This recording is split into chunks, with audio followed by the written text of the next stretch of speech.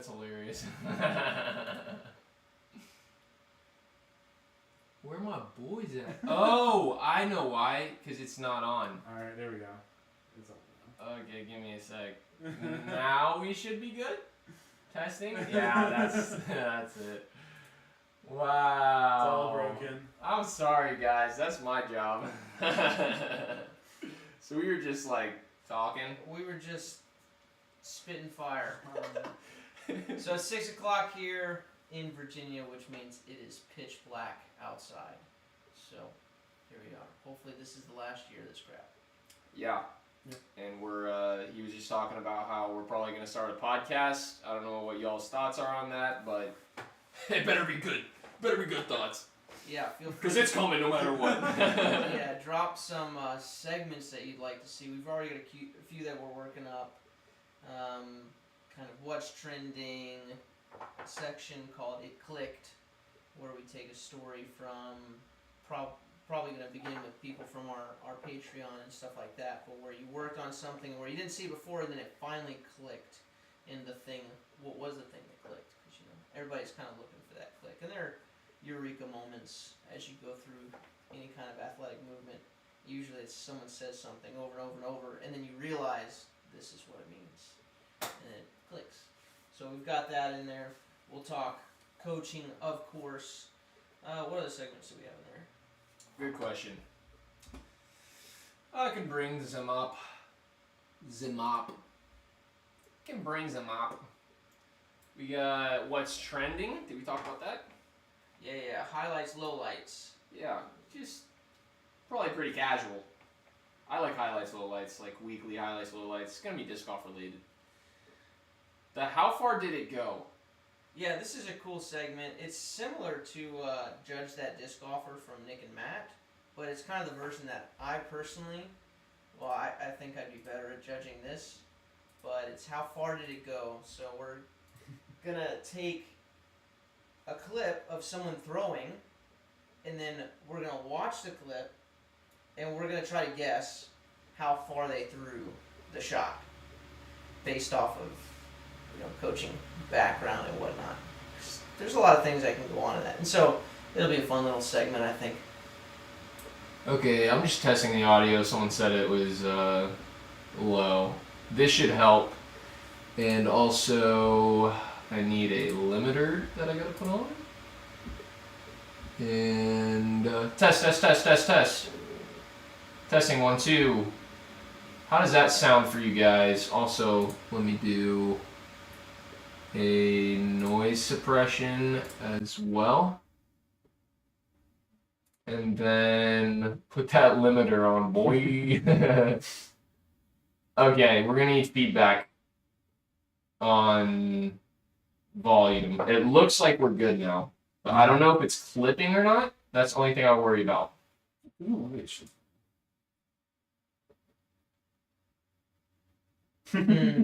All right, Josh, can you tell me about how handsome you are? Cool. Oh, I thought they said awesome. It said awesome. Solid, homie. Solid, homie. Cool. Well, let's get into these questions here. So there's a lot, and I have a feeling they'll keep coming. Because every time we do form review live streams, people ask all these questions, and I want to answer them, but then the form review live stream, which is already long, becomes really long, and I'm like, I can't really answer you right now. So first, drills you can do in the mirror to improve foot, hip, and pull through timing. Anything done, any drill can be done in front of a mirror to help you. Oh, I went too far. To help you connect what you think is happening with what is happening, and it doesn't even have to be just a mirror, but you can use you can set up like Zoom meetings while I'm waiting for a student to hop on the Zoom call. I'll look, and as I'm doing the drill with them, I'm seeing the obviously computer screen back. So there's not really a limit to what you should or can do in front of a mirror or with video work. Just you should do it. So it's all good. It's all good. Question 1 from me, Andrew, says, how much do you think being overweight affects distance and why? This is something I was thinking about this week. How much? Does it affect distance? I think so, but maybe not for the reason that most people would think. I'll let you go first. Yeah, I don't know. I was just thinking, the first thing that popped in my head was Evelina and how she crushes, like, noticeably further than just most of the FPO. And I don't know if you could throw further one way or the other. I don't know. But from what I can tell, I think it doesn't have too much effect. But I don't know. I have no clue. Yeah, I think about baseball players who aren't usually particularly small. The big hitters. They're pretty big, or hammer throwers. They're pretty big. I think the issues that come into play, since we're not doing, it's not like tennis, where agility is the thing. You need to be able to, the thing is if you can move more mass, like if you're heavier, and you can efficiently move, then you have more leverage to put into the disc. Right? So some people like this kind of modern form, where it's up here, might be better to be quick, because it's like a pull through here, where it's like a swing, kind of Garrett Gertie style. You don't need to be. He's not necessarily quick, although he's obviously fast, but he's using more leverage. So for me, the issues with weight are: do you have enough? Is your weight hindering you from creating enough space in the pocket? Like if you got a big belly or a big chest, can you pull the disc through? And I don't have this on me right now, but It's not like there's 1,000 in that closet behind us. Always waiting for Yeah, that's the only thing I thought of is like things getting in the way. Like if your body gets in the way of your form, right. then that's when it could affect distance. Is what it seems like could be an issue. Yeah. So that's the only thing I can think of. If the weight doesn't let you bend over to create space here for the disc to pass through, that's an issue, right? If my belly extended out here, now I have to go here, and now my pocket's way too far out here. Like my belly was here, but here I can get nice. I can tuck nice and close to the body, right? And then you also have angle issues as well. Is if you've got kind of this modern pull up here, and your weight doesn't allow you to bend over, or the belly here only permits you, to pull the disc through in certain ways. That's where you run into issue. It's basically a space issue, and can you tilt without hurting yourself? So many questions. There are many questions. I stopped doing a run up because my distance is the same as a standstill. Why? Well, I guess it's because the distance was the same as your standstill, so you saw no need. That'd be my guess. Very, very, very true. So yeah, I get that. I used to. I can feel the swing in a standstill really well, and there's not too much of a difference between my standstill and my walk up. I'll be honest. It might be like 10 or 15 feet sometimes. With the drivers, it's a little different, but I feel very good with like my mid ranges at a standstill, and it's because I can really easily feel that weight shift in the swing. And so I think when you add a walk up, you have a tendency, or I had a tendency to tighten up. And when I'm in a standstill, I actually loosened up a little bit easier because I could just feel that weight shift. I think sometimes when we add a walk up or a run up, you really want to throw harder, you want to throw further, and so your muscles tighten up. And that's what I've noticed when I throw. If I'm really trying to muscle it, then I just don't throw hard as compared to if I stay loose. So yeah, and then there's the timing aspect. Like when you add more energy with the legs, it doesn't make your system more efficient. So the timing, when we talk about timing, we're talking about what happens when. And so, for example, the arm doesn't go before the hips start swinging open, right? So if you have a timing issue, doing everything faster just makes it harder to be efficient. When you're going slow, it's easy to connect all the movements. But when you go faster, it's way easier to just lose all the little connections in between. That's why it just really isn't helpful to go fast. It's in the beginning, what you want to look for is whatever energy you're putting into the system. So if you're throwing at 10% power and you get 10% distance, that's better than someone throwing with 100% power and getting 50% distance. You want to have everything flowing and moving together. So, and a lot of that has to deal with the swing, like Mike was talking about. How to stop using too much muscle and focus on timing and spin. Yeah, we just talked about that. But swing drills are really nice. Like pendulum swing drills. Okay, hold up. What, my mic's been off the whole time? No, it's been using some other mic, Okay. and now I have to dial it back because it's probably clipping. I was like, dude, I gotta crank this. Wow, this is embarrassing, y'all. I'm gonna go back and look at this, and I'm just gonna delete it. Let's say you do test runs. So my compressor needs to go way down. Test, test, test, test, test, test, test, test, test, test, test, test, test. Hey, testing 1, 2, 3. Hey, testing 1, 2, You're 3. saying it sounds way better now. I bet it does. I bet it freaking does. Cool. So yeah, swing drills work really well. Pendulum style, just stuff where it's all connected. Using something heavy works. You know, Seabass has been on that for a while. So yeah. How you guys enjoying this new audio? Is it just so much better? I don't know what it was using. It might have been using that, the Elgato. I think it must have been. That's crazy. So you just had echo. I was like just looking through questions, like, oh, we got some good questions in there. I see this one person that's like, I think it might be using a different microphone. I'm like, it might be. Just because it says wireless go-to doesn't mean it's using wireless go-to. So off arm, how do you start using that in your throw? I would do drills where like your hands are together. So either with like a towel, or we're gonna have a video on this pretty soon. But just where you're getting them swinging together like this.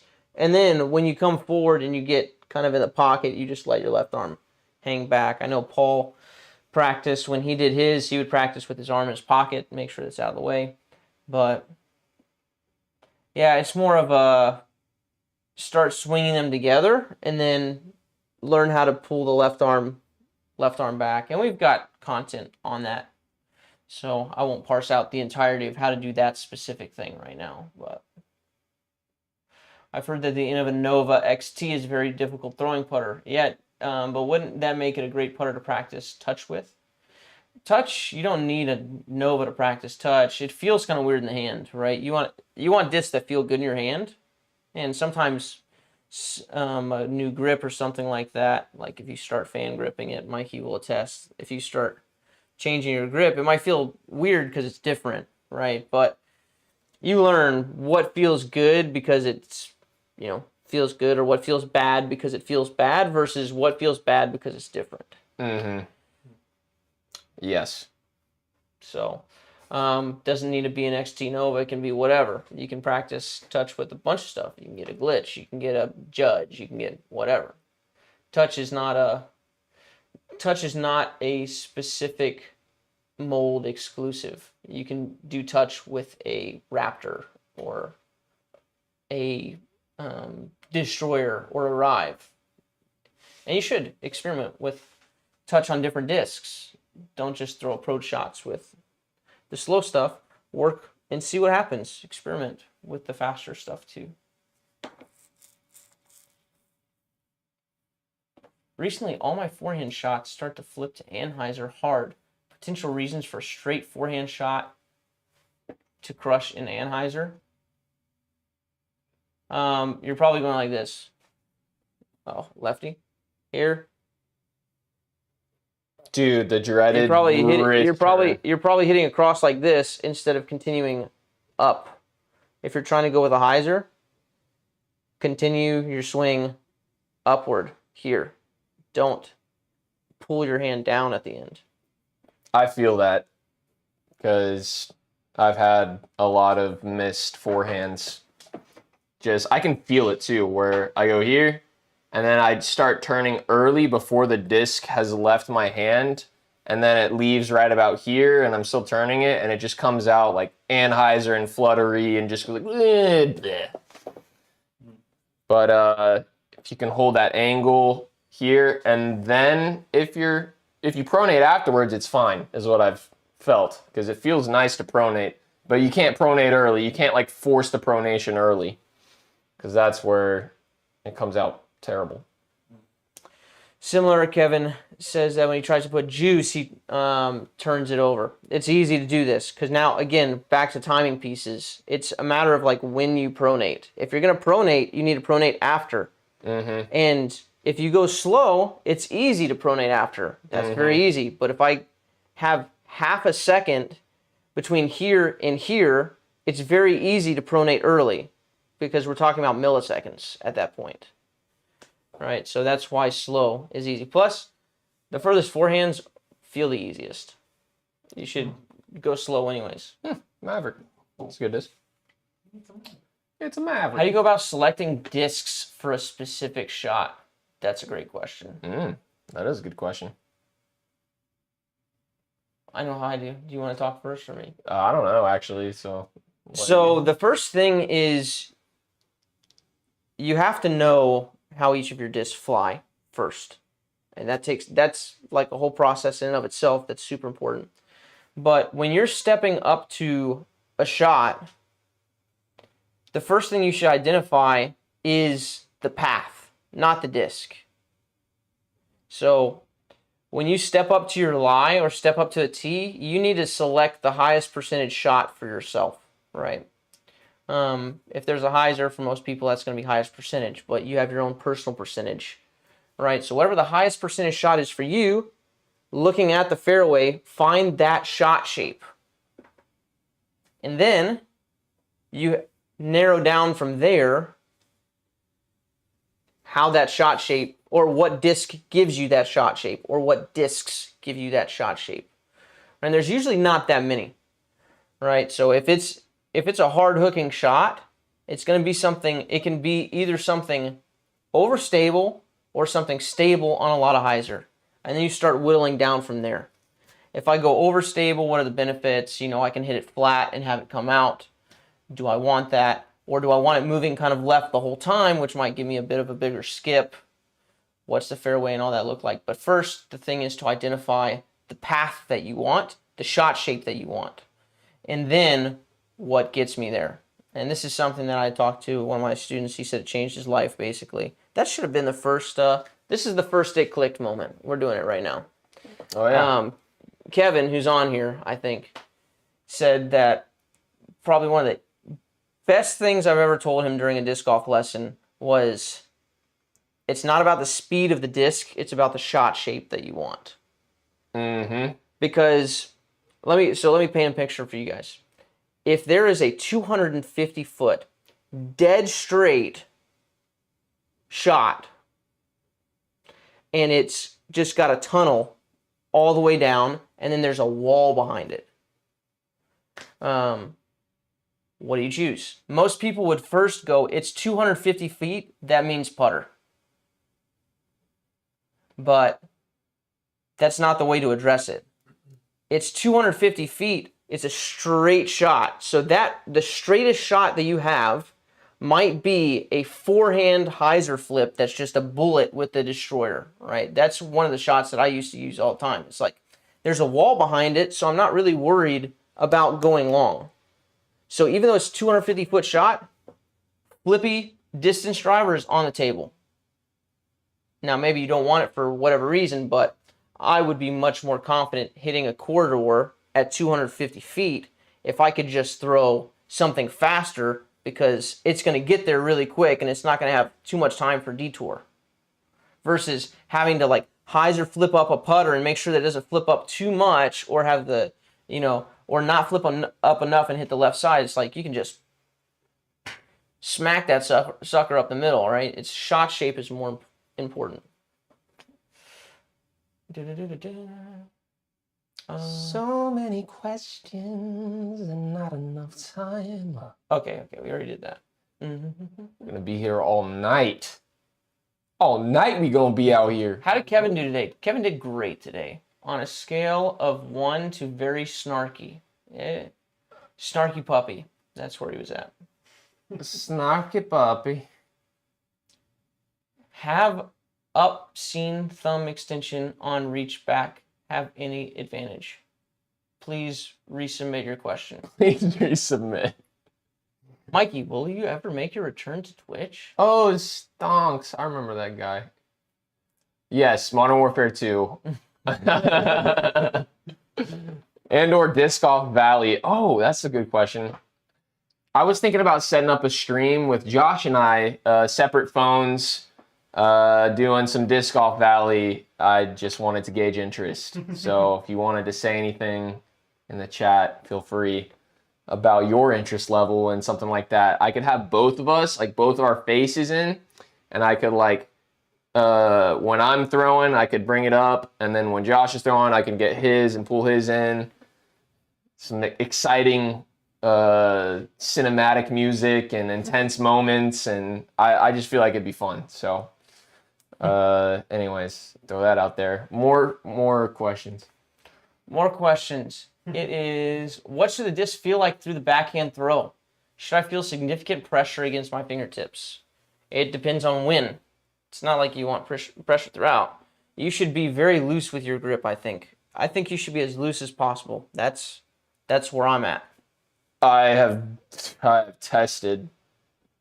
We've done so much field work. I'm telling you right now, loose grip. It helps your muscles relax in the arm.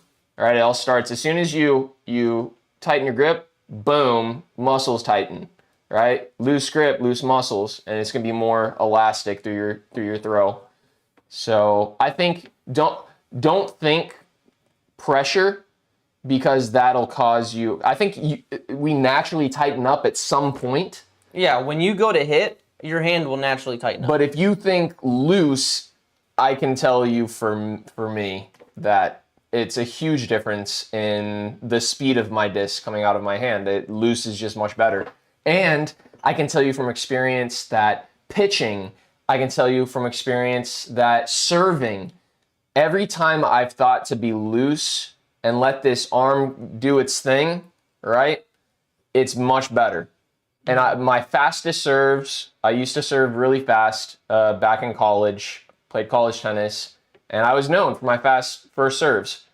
And the only time in my life, there's a period in my life where I can now look back and remember, it's like, oh yeah, it's when I'm super loose, like not even trying loose. That's the type of loose you need to feel, like the dead loose type feel. But you got to hit it at the right times. Yeah. Loose, yeah. And then when you're trying to put juice on something, it's fast. It's not even hard. It's just fast. Mm-hmm. And you feel you are going to feel the disc, right? We're throwing the disc. And it's not necessarily about how fast your arm is going. Like maybe, yeah, in your hand at the end there. But yeah, so many people say tight grip. Where does that come from? Like everyone's like tight grip. You got to mash the grip. I'm like, where's the loose? That's what's the canon, is the loose. There's just not another sport where it's like where speed is involved that tight is good. You can go to like rock climbing and be like, you want to be tight from like toes to tips, but that's not an agility thing. Right. That's not a fast thing. That's a strength, stay on the wall thing. Yeah. Or like powerlifting, you need to be tight in places, but not agility stuff. Just doesn't hold up this sports science history. I just think that things do tighten, but your mentality can't be to start tight. So if you tell yourself, everyone's biggest issue is, I mean, you learned this when you started coaching tennis, just like I did. Teaching people to be loose is impossible. Seems impossible. It is possible. You can do it. I mean, I've taught people to be loose. I was taught how to stay loose, but it's like something you have to feel on your own. Obviously, you can't go up to someone and be like, "All right, be loose." Yeah. If you're at the point where you're asking the question of like, which muscles do I tighten? Like, is your scapula doing, like, you're just totally on the wrong track and you'll never make it. Mm-hmm. Like, you just can't be there and be a good athlete. Mm-hmm. It just doesn't happen. Find him. Find the person. Okay. Sick. Finally hit 400 the other day after about 5 months of lessons. Good stuff. Bit of clarity on my myriad questions. I think I meant, what is the best drill to link feet, hip, and pull through timing? Same thing. There's not the best drill. It's what drill do you need for what you're working on. You could just shadow swing the throw.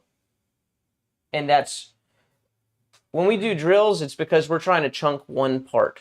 If you're talking about linking everything together, you just need a shadow swing in front of the mirror.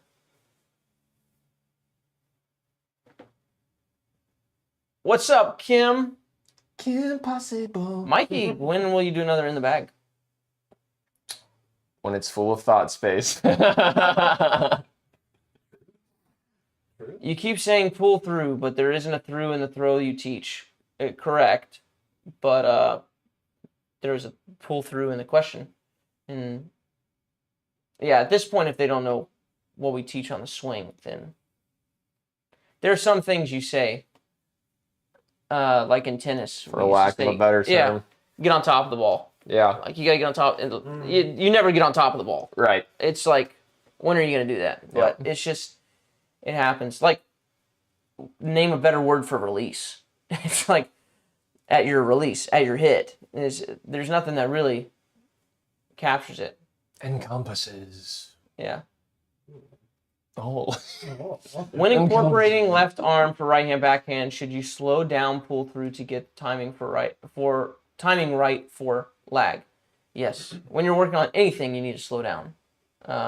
You need to take it all super slow when you're adding a new component, and then slowly bring it back up to your speed. It's not gonna. You don't just like, let's throw in a new piece, whatever the piece is, at full speed. That sounds so much better. They must be talking about the audio. That's how far the chat went down. Oh yeah, no, we're behind. Have you noticed? Whoa. Yeah, exactly. Hold on. We need to like pick and choose. Like, it looks good. Have you noticed any significant difference between disc companies? Yes, huge differences. Massive differences. Latitude, MVP, Trilogy, all feels great. Yes. The glidiness, Thought space feels great. Thought space feels great, looks great. It's MVP plastic, so if you like MVP, then you like Thought space. But without the overmold. Yeah. So it makes a difference. But yeah, I'm a big design person, so if it feels good and it looks really good, then I'm throwing it. I'm sorry, it's like, it's going to replace something ugly in my bag. It just is going to happen. Yeah. I will say that those have, those companies with like the grippier, better feeling plastic also beat in faster. So. Yeah, depends on the plastic, but yes. You guys talk a lot about driving form. What about putting? Miss right all the time. I spin putt. 1, check your grip. 2, do you have a like linear, more upward motion? 3, watch the Simon Lizotte slow-mo that we have because it's got his putts in there. And he's a spin putter. I have a tip. I don't know if it's legit or not. I keep bringing it up, and Josh never says anything. So I don't know if it's legit or not. But when I miss, I can tell that I call it connected putts.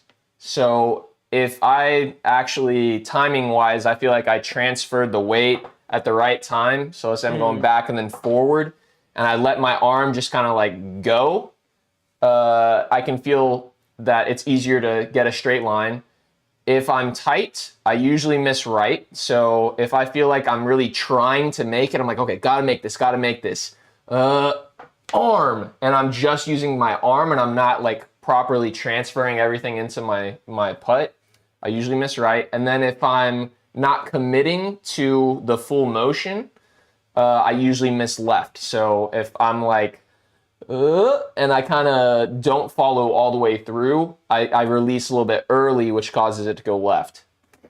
So I have found that to be the case for my putt. That may or may not apply to y'all's. I'm very reliant on my body moving into the putt. It's not so much just an arm motion, it's very much a full body transfer of weight.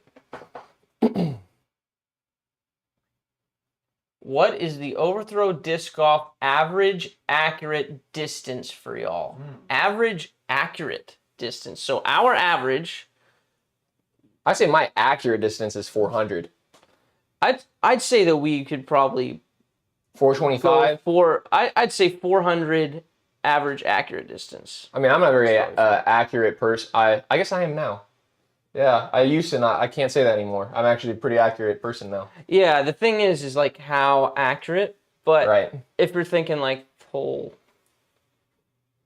Right, when they ask that, they're Pull like, like oh, 7 if you shank one like 500 feet, then it doesn't count towards accurate. Yeah, we're just talking about non-max distance, just like your controlled drives. Yeah, anywhere from I think 425 to 450. Yeah, I think I can be fairly accurate around 400. Yeah. Yep. I think so. Which is nice. Practice touch with an inner core. Yes. And a call. Have either of you had the chance to toss the inner core yet? Yes, I almost aced first throw today with it. That would have been sick. It wasn't on camera, but still would have been cool. I see some fun questions. You had 5 minutes to show a group of, say, 20 people, complete beginners, how to throw, have the most fun. What would you mention? Standing sideways, elbow out to create space, grip. If I had a group of beginners, 5 minutes is not very long, by the way. But if I only had 5 minutes with a group of beginners, I would show them every type of disc golf throw I could think of. Backhand, forehand, tomahawk, backhand roller, forehand roller, thumber. I'd just show them everything and be like, yo, there's a lot of ways to throw this sucker, and there's probably one that you're better at than the others. So during this round that you play, find the one that works for you. Instead of showing like backhand, because I think if we didn't have Timmy throwing forehands, if it was like Timmy could only throw backhands first, but Timmy, like first try, be able to throw like 400 foot forehand, and it's like, oh, in my 5 minutes I only showed backhand. Okay, real fast, let me just address this. You don't have this staring you in the face, but YouTube is saying now would be a good time to insert ad. So if you want to support us, stick around. Okay, there we go. Inserted an ad. But they're not actually watching the ad now. I don't know. I have no clue. Okay. They have premium. Is it? Is it? Well, I have premium or whatever it is. So I don't. Well, you'll have to find on yours. Okay. You know, Well, I don't know now. It's too late. You guys with All that. right, if you guys just watch an ad, just let us know. Too bad. If it was, we'd see a drop in people. Oh, you want to support us? Stick around. This is probably Joseph. We're probably good to keep going. Yeah. I have no idea. It said that. I'm like, you know what? Let's do it. It's tempting us.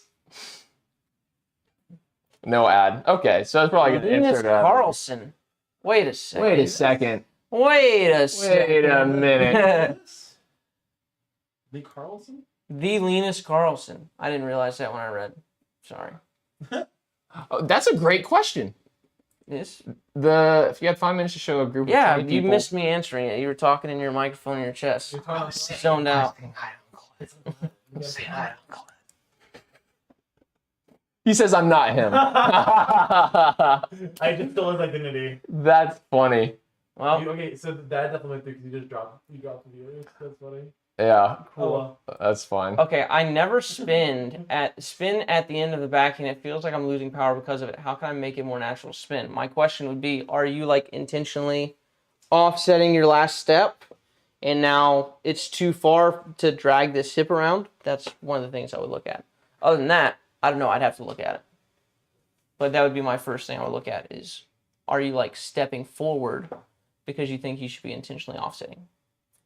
What's a good drill to stop dipping my elbow and letting the disc come up to my left? I know what you're talking about. Here, right? Mm-hmm. Me. This is space. Literally me. Yeah. This is a space issue, and you should go to our Twirly Bird and our unbox video. Twirly Bird 2.0 and unbox. That's what you want. Have you tried out your Hooligan care package yet? We have not. We have not. But we will be. Oh, there's a Dismorn. Does anyone here have experience running a putting league? Not me. Yeah, you've been around tournaments though. We should do a putting league. Rip Freetown. I got some fun ideas for putting league, like live streaming it, commentating. Cut, roll, disc golf. That would be fun. Interesting. How much do you play? How much do you play during the winter season? I play a lot. Well, we're gonna play all the time now. I have this electric hand heater thing that wraps around my waist. So if I keep warm hands, we're good. Yeah, plus we're in Virginia. Year round, baby. It's not like craziest winter. Yeah, we only have like I feel like maybe a month at most where it's like 20 to 30 degree weather. And that's not even consistent. Yeah, and it's not consistent. 40 degrees, we get decent amount. 40 to 50. Maybe more 40. What do you most often see blocking improvements for your students, especially with regard to the backhand? Lack of space in the pocket. Walk-up issues. Ends up putting the disc behind them. That's probably... Oh, and then not swinging out, but like continuing to roll everything forward together. Those are the first three things that come to my mind. What about your students? Yep, that's the ones. That's the things that I thought of too. How was it being on the bag for Holland Hanley's Albatross at Sunset Hills? Dude. It was great. I just loved I was on her bag all 4 rounds. It was an amazing experience.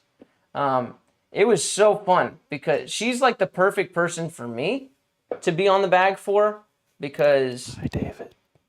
she likes to talk during her rounds. And I just be like, yeah, you going forehand here? And she'd be like, nah, I'm just going to probably hyzer flip this pure. I'm like, okay. And so she didn't really take any of my suggestions, but every time I would like suggest something, it would make her more confident in her own choice beforehand, which happened to Mikey today too. Oh, when? Because Mikey was like stuck in some foliage. And he had like this weird forehand. So true. Yeah. I was like, I don't have anything. He's like, do I have anything else here? I'm like, yeah, patent pinning. He's like, nope, forehand. And it's like cured it. yeah, probably the shot. I mean, the shot might have been better as a patent pending, but Oh, it for sure was. When he- But as soon as you said that, I was like, no, it's forehand. I hate that. yeah. And so he became more resolute right there. Yeah. And that's the same thing that it was with Holland. It was like she had a game plan going in, and then I'd suggest stuff, which would be stuff that I think would, be higher percentage stuff, like just a hyzer forehand. She'd be like, oh, I'm just going to hyzer flip to turn this whatever shot. And she'd be like, okay. And then she'd pull it off. And it's like, well, good. And her thing was, well, I've got to have the confidence in my shots to do. If I don't know what I'm doing, she said, if I don't know what I'm doing, we're in trouble. So it's cool. But yeah, Tyler's, her bow is on the bag now, so I don't think I'll get any more opportunities. Bebo. Splash. What you know? Mm-hmm. Dude, we're so high up in the chat. What do you mean? I'm saying it is a Oh, ton. Yeah. We're like besides way putting, what behind. kind of training do you recommend for off season? Shadow swings, no disc drills. Get that stuff. This is the perfect time to work on creating muscle memory without a disc. Tips for getting nose down and flat on forehands. Nose down looks like this on forehands. You go like this, and now it's nose down. You go and turn this way, and now you're throwing like this instead of like this. Mm-hmm. Right? So here, what was that one video and you go whoop. where I think it might have been Scott Stokely talking about this forward thing?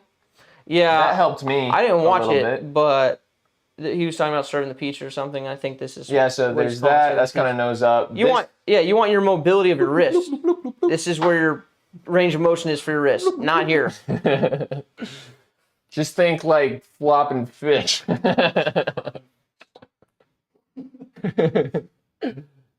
What's the best way to build consistency? Whatever you've taught me. Guys, the swing. A couple things that help with my consistency and accuracy is learning the swing and not turning my head back and my body back was a huge one. It was crazy. But yeah, I guess that's like good form helps you gain consistency. Because everything you've taught me, I don't know why I can throw consistently further on more consistent lines. And so just listen to his coaching. That's how you get helped. Yeah, form. The thing is like, in terms of line, like you can be consistent with bad form. So either reps and trying to make sure that you do it the same every time. Mm-hmm. Like you can be consistent with that. You can have some wonky form and be really consistent. Mm-hmm. That's true. It can happen. And then good form can also help you be consistent, right? Like if you're walking here, like if you're walking on the correct line and your disc is traveling on the correct line, it's going to be really hard for you to shank, right? If they're both walking this way, it's going to be hard for you to shank. But if you're walking over here and now you need the disc to come over here, issues. So like walk up and stuff like that, super important. That's what I was working on with a student in person today, is his consistency and not his inability to throw the correct form was on the course was caused because of walk up angles and routines. Oh my goodness. Consistency, routines, putting routine, pre-shot routine, tee shot routine, all of it. Routines create consistency. Tips, thoughts or tips? Any tops. Tops. Any tops If for you. it's a tip or a top, Tip top. a top thought, And tip top shape. it's a top. Okay. Achieving proper nose angle for max distance, please. Thanks for your wisdom. Well, it's not different for max distance unless you're talking about like anhyzers. Then you probably have to supinate more, which would be turning your palm up more. But This helps. I don't know why, but this helps with nose angle.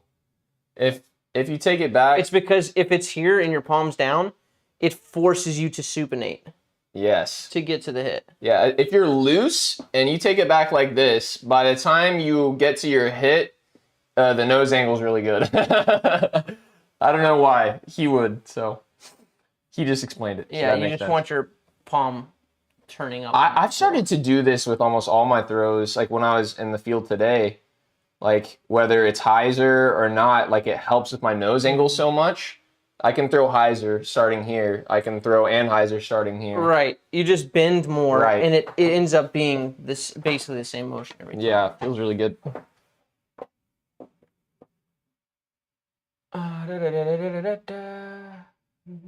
Let's see. Joel Freeman does pretty good with tight grip. Yeah, some guys do it. It's just boom, boom. Loosey goosey drill. How do I drop like the pros? Drop. Drop. Pancakes or waffles? Waffles. Waffles. Have you ever had a disc beat in more stable? No. No. I'm getting back into disc golf after 20 years. How should I adjust my disc selection? Now I'm far past being in my 20s. Well, in the beginning, just learn how to get back into throwing and then go on the journey of building your bag with shot shapes. That's the thing, is it's not like heavy disc, flippy disc, not flippy disc. It's like you need to fill out your arsenal with shot shapes. In the beginning, people have one. It's a hyzer, right? Like nose up, high hyzer that stalls, right? And then they want to throw lower. And that's a different shot shape. The nose up, high stalling hyzer is a shot shape that comes in handy. Add them all. Straight, left, right. Hyzer flip to straight, hyzer flip to left, hyzer flip to anhyzer, you know. And find discs that have you do that. Have you eaten dinner? No. Do you want Kenko? Yeah. Okay. Same old? Yeah. I got you. What level does it become acceptable to bring Arby's to a flex league? A flex league, you can bring Arby's no matter what the level, I feel like. It's a flex league. So, very good. So, there it is. I can bang putts all day and night before the round, but when the round starts, I become super conservative in my putts. How do I translate practice putts to confident tournament putts? Routine. Routine. And when you're practicing for a tournament, it's really important. Leading up to the tournament, we have like different types of practice. Right? You do practice for rhythm. You want to make sure all your shots feel good. You go out to the course and you make sure that your hyzers are feeling good and all those things are feeling good. Your putts are feeling good. You're throwing a bunch of putts. Before the tournament, though, there needs to be a point in your practice where you are not going out and just going putt, putt, putt, putt. It needs to be that you step up and you address your practice for tournaments. You address your lie. It's here. You come up to it every time and you go. Here, you've got your putter. You do your full routine. It's trying to track my face for... Well, now it's tracking your chair. Oh, no. So, do your full routine and then putt once and then step off of your lie. Even better if it's like a minute or two between. Because what you're doing in tournament is you want your first putt to be good in tournament. Not a rhythm putt to be good in tournament. I can get good at rhythm putts, and I'm not that great of a putter. That's an understatement. But you need to practice in rhythm. And when you're doing practice rounds leading up to tournament, it needs to be in rhythm. You don't want to go millions of tee shots, millions of up shots, millions of putts, and then you wonder why when you're cold in tournament after a 15-minute backup, you can't perform because you haven't practiced performing without a rhythm. So you need a routine that helps you create the same rhythm every time without having to do 10 putts in a row to feel it. So, and Paul did that, right, with you. You saw that with Paul, didn't you? Intentionally disrupting his rhythm during a practice round. Yes. Yep. To like, I got you. Yeah. I was ordering food. You said wah wah wah wah wah wah wah wah. Easily distracted.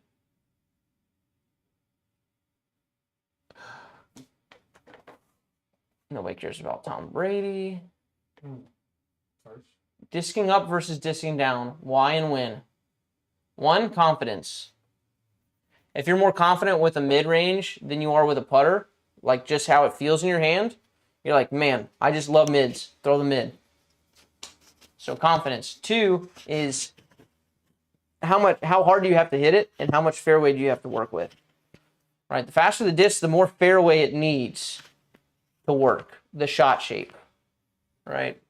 So that's one thing. Like a destroyer or a high-speed driver, arrive, whatever, will taper off at the end more.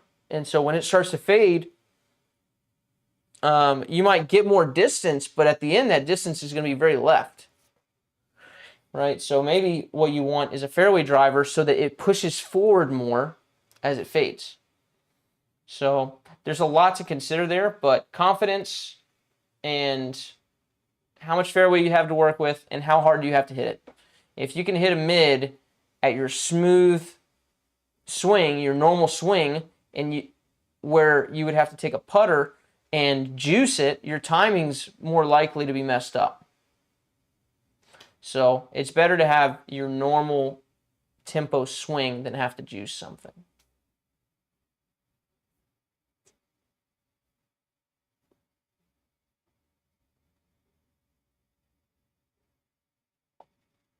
Hello.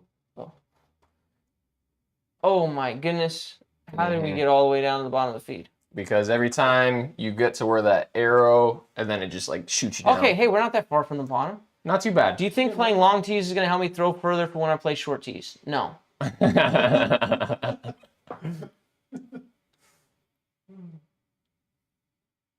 Where did Mikey learn to video edit?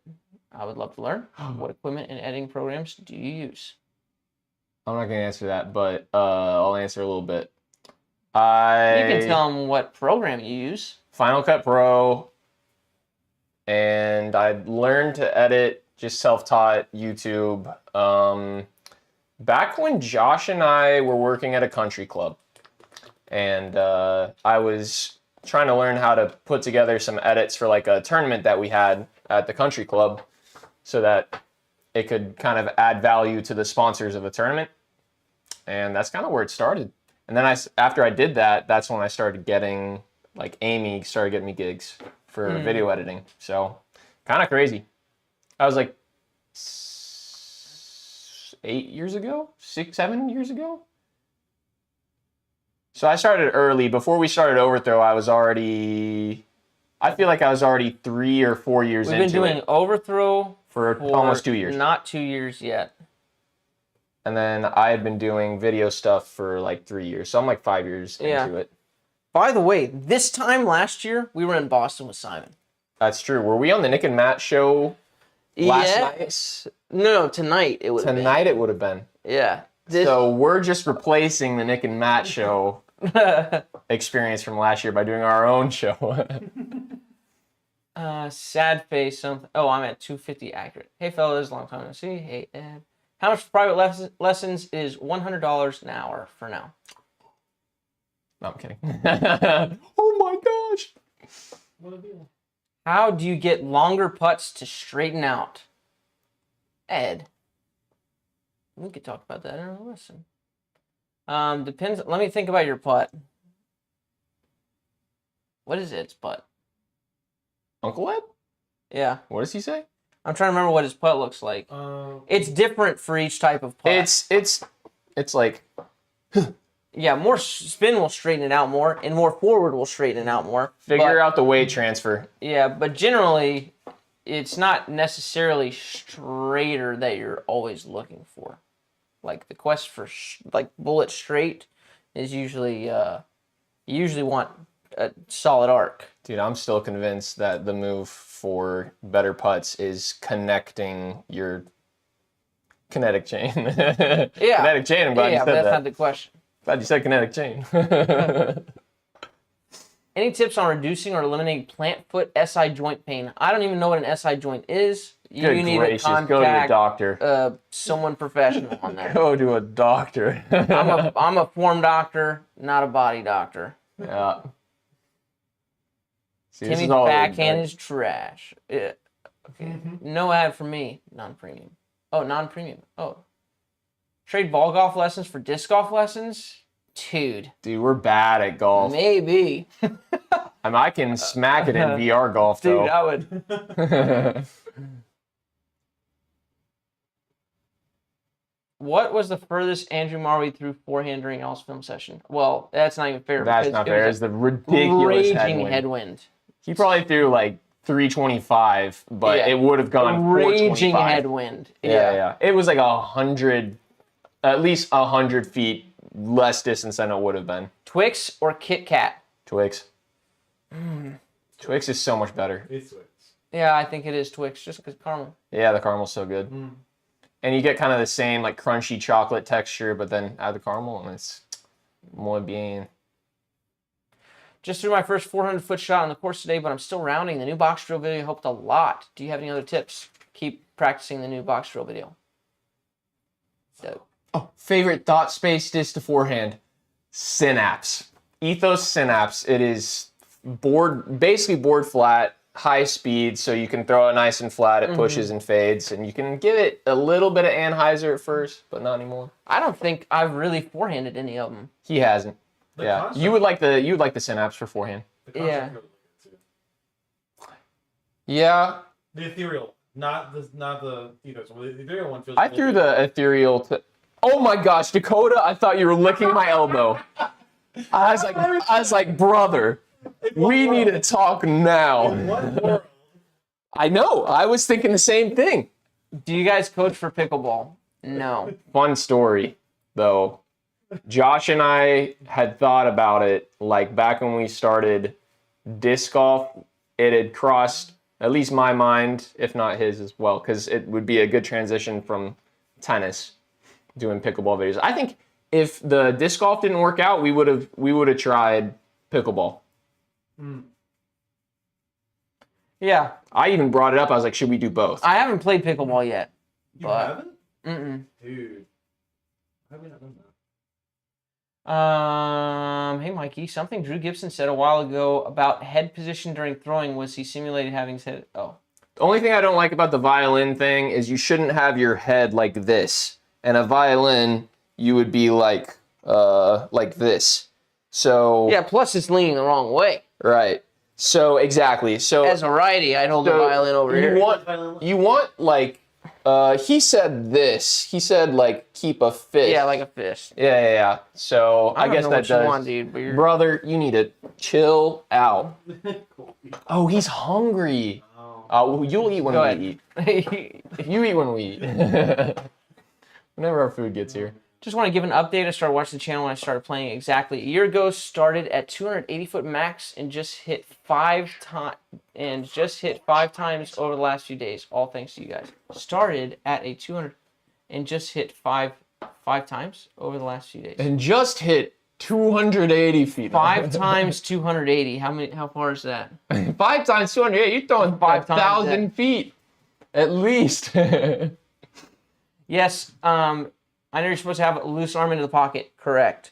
There is some activity here out of the pocket. Again, it's loose, but it is active out of the pocket. Oh, hit 400 feet, he said for the first time. He Oh, okay, got it. amendment. Yeah, Sick. that's great. That's huge gains. When you throw a forehand, should your palm end up face up or sideways? It totally depends. It should end like you can pronate, so it can go palm down after the disc is gone, or it can end, and it depends on your grip as well. So if you're like using the Ricky grip or whatever, and you're swinging up on a hyzer, it's going to finish palm up because you're swinging the disc this way. Pew! If you're trying to throw kind of flat, it might swing a little more closed. It's more about hitting the direction that you want. And we've got a forehand video called The 2 Types of Forehand that is worth looking at on that front. My Stego got more stable when it got beat up. Do you guys record any videos where you just play around for fun? Not really. You know what? We are going to, and it's not going to go on our YouTube channel. It's going to go to our patrons. I think we should do like a monthly video for our patrons where we like battle it out. What's up, Daniel? What is up, Ace Run Productions? Josh, you revamped my putt in a lesson. He's singing praises about that. Sick.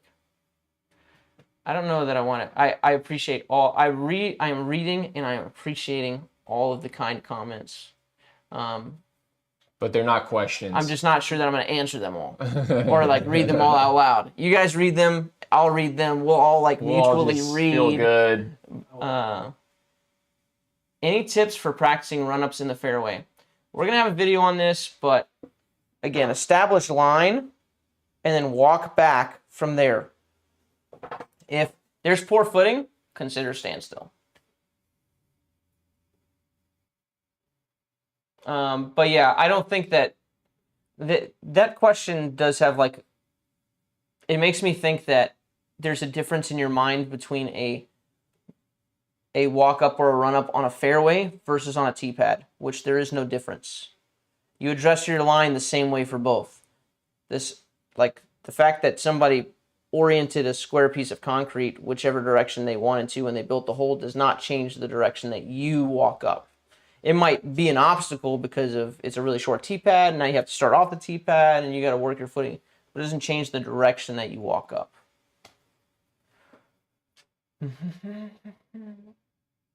Seems like all the female players in my areas love high speed LW. Maybe that's low weight. High speed, low weight, Yeah. understable discs.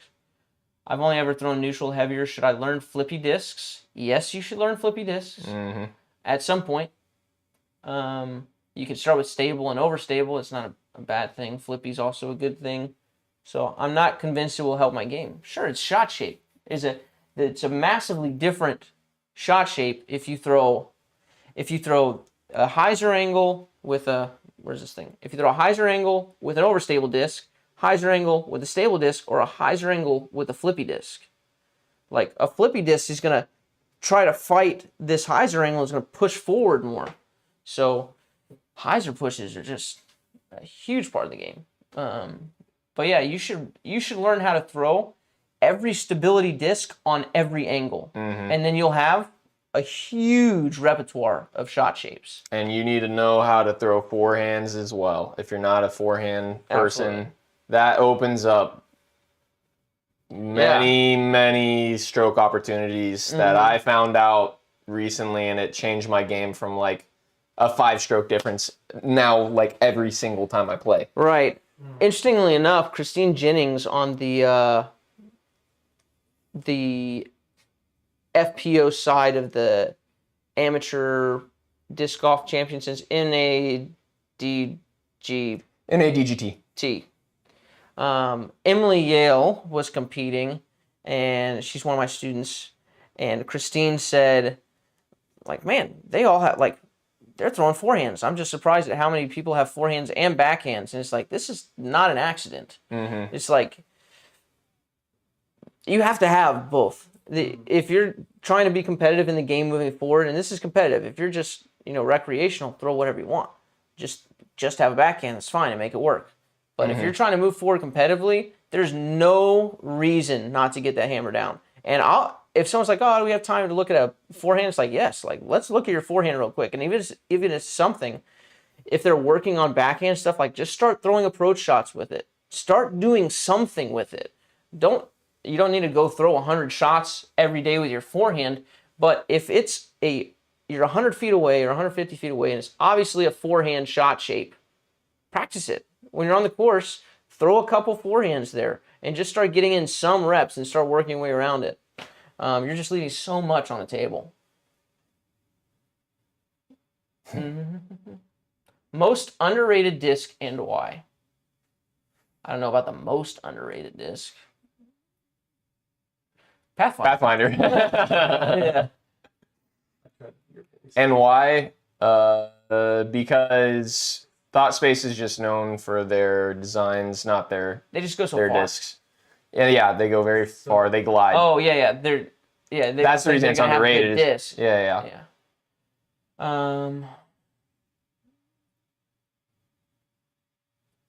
Thanks. What are both of your favorite Pokemon?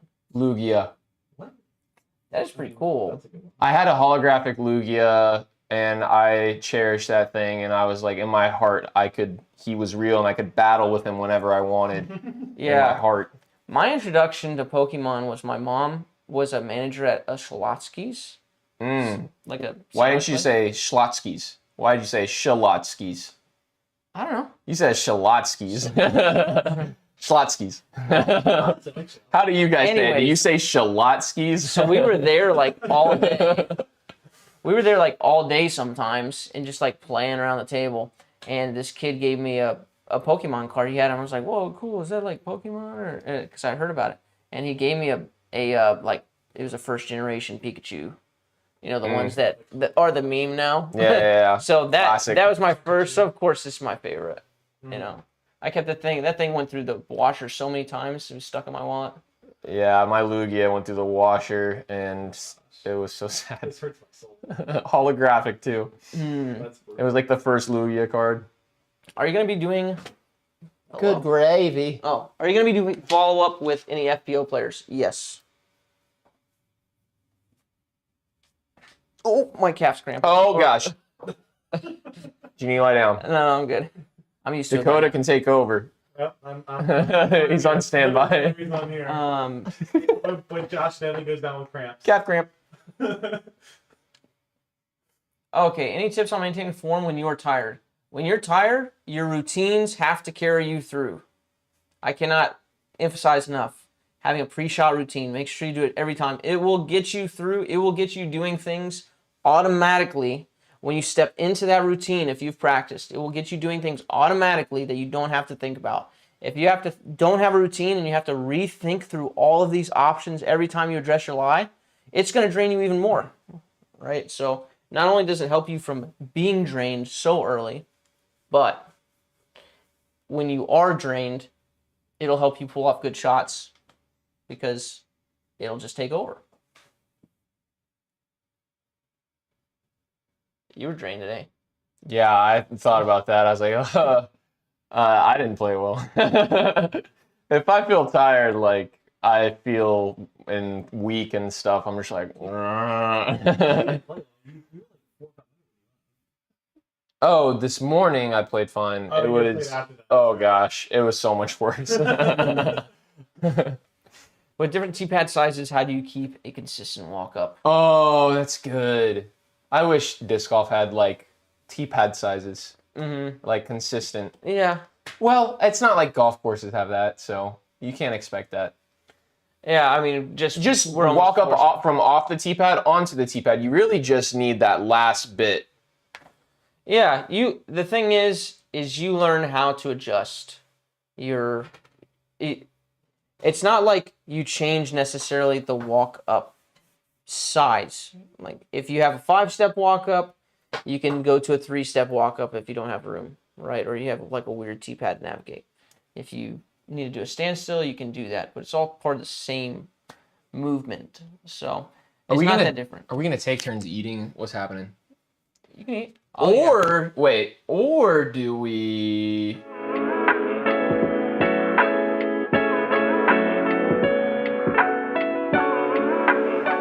Just kidding. We're not doing that. Dakota. Oh, Dakota. It's fine. No, hey, relax. I'm gonna eat first, and then we'll switch. Okay. Okay, well. I'm tagging in then. Okay. There we go. Why This is our buddy Dakota. Hi. Colby. Chill, buddy. If I'm putting 200 putts every other day, how often should I practice scramble gap hitting in my putts? Depends. Are you already really good? Like, you want to do enough to like upkeep, but it just depends on where your strength's at.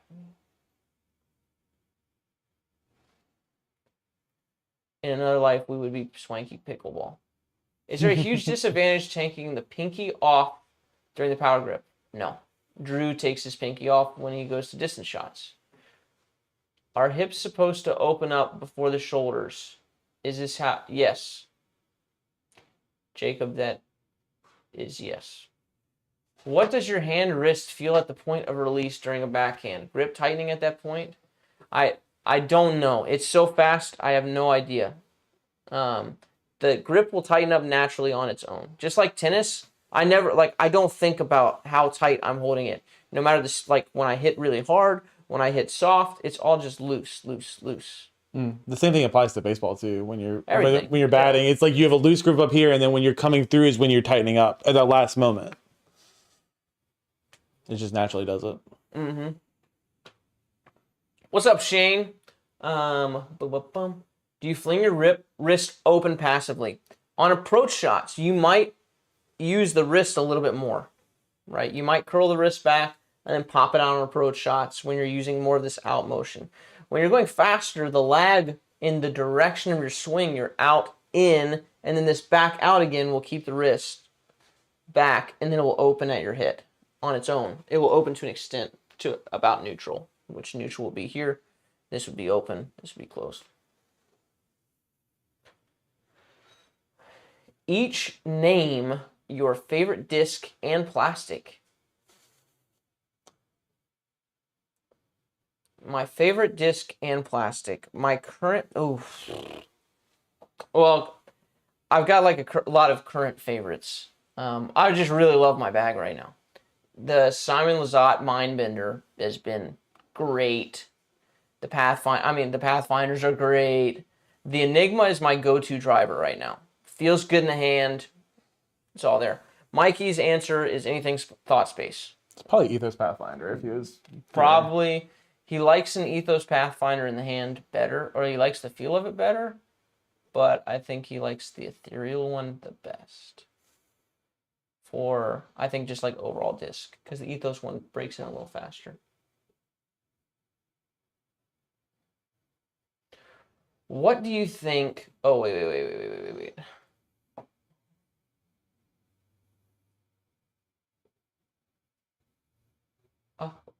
Where? You're down again. Real question. Wait. Scroll up a little bit. Oh. Okay. We're back.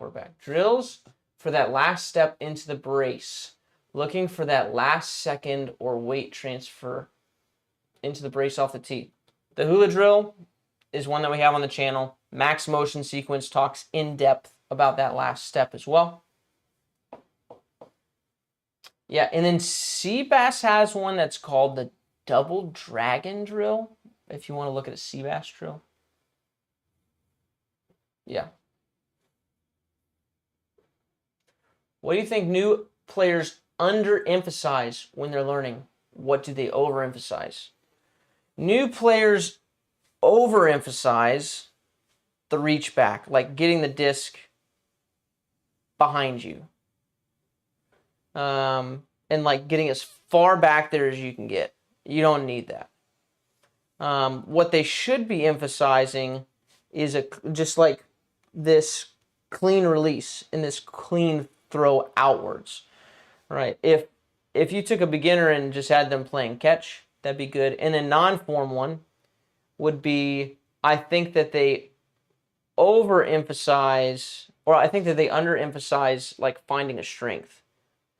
Finding a strength right away is super important because now you have a foundation to build your game off of. Boom. I have a friend who sucks at disc golf and his backhand grip causes his index finger to get ripped open on the regular. Gosh. Even on discs without flashing. Any solution for this? Have you considered having him hold the disc like this? I don't know, actually. Like, I would need to see the grip. The grip is causing his finger to rip open. I mean, the only thing I can think of is, like, he started throwing a bunch and, like, over-practicing, and he hasn't built up calluses yet. Yeah. Because there are calluses here. So, if you, like, pick up something really quickly, I don't know. But you can send me his grip if you want. I used to have the same problem. And part of it was starting off with too much grip and then trying to mash down on it. So even when it popped out, it was taking a lot of drag off trying of to it. make sure it doesn't come out. Yeah, because like someone said earlier, they're so focused on keeping grip tight that I used to, like, when I was playing at Liberty, when I first got there, I just started like 5 or 6 months before, and I was like mashing down on it. And when it popped out, my middle finger and index finger would end up with blisters that would tear open constantly. So it could also be just being so emphatic about that grip that you're actually end up gripping so hard that it's not able to freely get out. Yeah. Can you talk about your personal growth as disc golfers? What were some of your early aha moments that had the biggest impacts on your game? Also, hi guy on the couch. That's Dakota. I'll let you go first. I'm still searching for a lot of those aha moments. I think recently the aha moment was with my forehand, just getting a smooth release of my forehand, because I started playing a bit again in February after like 10 years of not playing, and I used to be forehand dominant, and then I messed up the knee my left knee that I would brace with, so I didn't do it anymore. And coming back, I could not throw. I just turned everything over, and it finally clicked like probably a month or a half ago of just keeping a smooth form through and falling through flat without pronating, whatever those are, whichever one. That was my most recent one for sure. Yeah, I've had so many. My growth as a disc golfer in the beginning, like the forehand side was all natural, and so I got really good at that. And as a creative, I got like good at scramble shots, and my putting used to be really good, and so I practiced those things. And then backhand, I had learned the pull through, So most of my recent, most of my recent growth in disc golf is on the backhand front, and the approach shots. That's pretty big, like backhand approach shots. So basically, all backhand form for me. Every growth that I personally do makes its way onto the channel. Like the drills and all that, and things that we work through, come from basically two venues. It's the way that we do videos is not like what video do we want to make necessarily all the time, although there are some that we do because we want, because I just read Kevin's comment. Anyways, there's some videos that we do just because we want to do them, we want to have fun, vlogs and stuff like that. But It's a glorious rain while it lasted. the video topics come from either things that I have personally learned, so you guys see a lot of the aha moments, or things that students are struggling with. So, yeah, biggest aha moments as a player. Personal growth as disc golfers. Yeah. These two have grown as disc golfers more than I have since the start of the channel. That's incorrect. Do you remember how you used to throw when I met you? Do you remember how you used to throw when I met you? Like your form? Yeah. Yeah. But I feel like overall, like the backhand is cleaned up. But Yeah. Hi again. Welcome back. which this is a good point, by the way, is it's always easier for other people to see your growth than it is for you to see your own growth. I don't know. I see mine pretty good.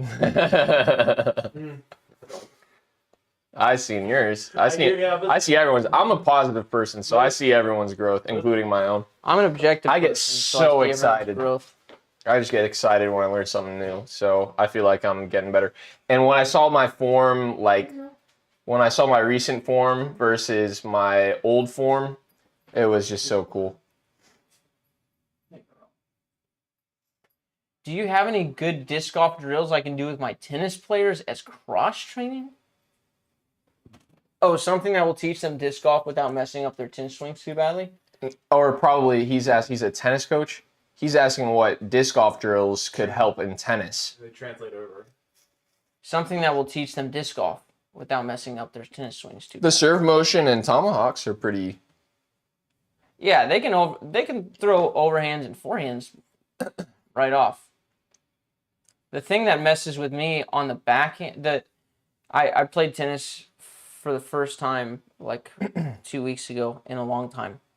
And the thing that messed up is like the way that we control nose angle and stuff in disc golf will kind of mess with the racket face a little bit if you have like a one-hand backhand. I know when you started playing tennis at Oakwood, your one-handed backhand was gnarly because you would like Yeah, bring I it into the know. pocket and then come out as opposed to like Yeah. keeping it barred. Yeah, but forehands and overhands go crazy. Mm-hmm. But I don't even know about drills. Like I wouldn't use disc golf Yeah. to cross train for tennis. Mm-mm. I'll use tennis to cross train for disc golf. Yeah, exactly. But if you just want to play, just show them a forehand and some Tommies and see what they do. Yeah, forehand hit. The hit, like Yeah. out in front, and then you feel like in tennis, you feel that hit. It's a very translatable feeling. Any videos on how to throw rollers? I really need to do that video. There's a lot of videos that I need to do. Well, hello? Where she be? Where she go? Up a little bit more. Up a little bit more? Yeah.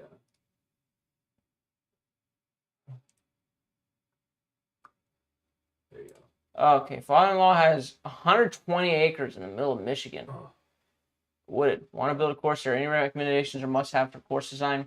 Not my lane. Far from my lane. But isn't Kale Laviska up there in Michigan? He designs. Oh, He's a Minnesota. designer. But that's not crazy far off.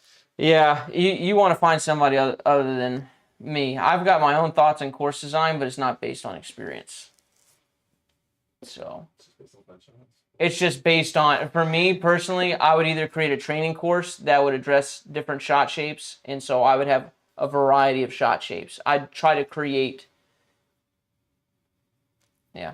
I just try to create staple shots that you have to have as like must get birdies, and then various challenging but must have shot shapes. Musket birdies. Yeah. So if I start throwing a flippy forehand to my dog. Oh, okay, I got you. Yeah, it's just a statement. Uh-huh. Has anyone seen a free tail hole too? Not me. Not me. What's your favorite anime? Hunter x Hunter. Ooh. Pokemon. That doesn't count. Forgive him. It is. The original, like, in Japanese, Anyways. that's not dubbed, is him. anime, most likely. Right? They're all considered Japanese animation Pokemon. Yeah, when people ask, what's your favorite anime? Pokemon's not an answer. Avatar. Also not an answer. animation. You fool. What's yours?